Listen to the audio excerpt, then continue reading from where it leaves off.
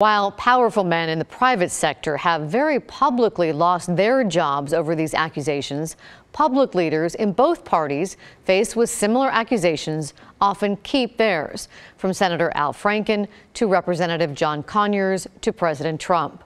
On today's edition of Left Hook, Right Jab, we asked Steve Novick and KXL's Lars Larson what action do they want to see right now from leaders in both parties on this issue.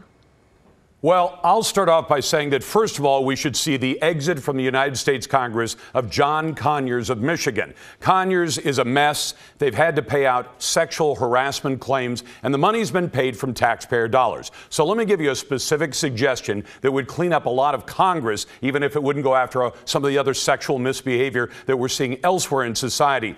Every single sexual harassment claim against an elected official in Congress should be paid personally by that member of Congress out of his own dollars, not out of his congressional budget. And that amount should be disclosed each and every year.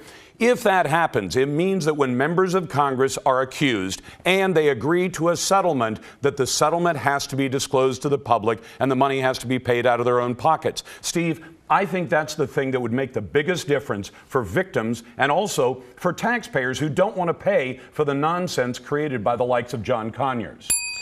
Well, first of all, every harasser that loses his job, we move closer to going from a society where women are afraid to speak out because they're afraid it'll damage their careers to a society where men are afraid to harass because they know they'll lose their jobs. That's a good thing.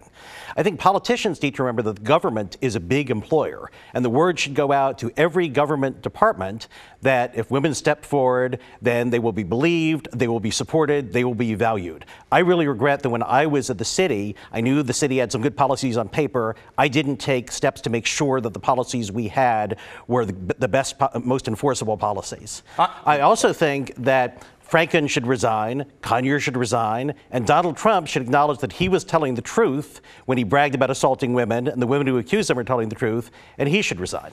You think Donald Trump should resign of that? That's the one place I'll disagree with you. I agree that Conyers should be out, Al Franken should be out, and again, going forward, any member of Congress who's accused and agrees to pay a settlement for his behavior should have to pay for it out of his own pocket, and the amount should be disclosed, not the identity of the accuser. Now, does that mean I believe every single accuser? No, I don't. But when an accuser is told we're going to pay you a settlement to keep you quiet, that information should be available to the American public.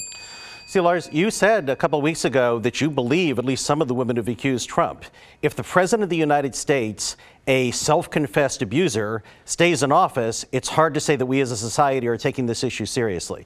By the way, I do have to add that the House Republican tax bill is very sexist because it eliminates a small tax break for teachers who are mostly women. It attacks college students who are mostly women by taxing some financial aid and by eliminating the tax deduction for student loans. But meanwhile, it keeps in place the huge tax break for hedge fund managers who are overwhelmingly men. Boy, I wish I had some more time. And they're both out of time. Thanks to Lars and Steve, and be sure to join us next week for Left Hook, Right Jab.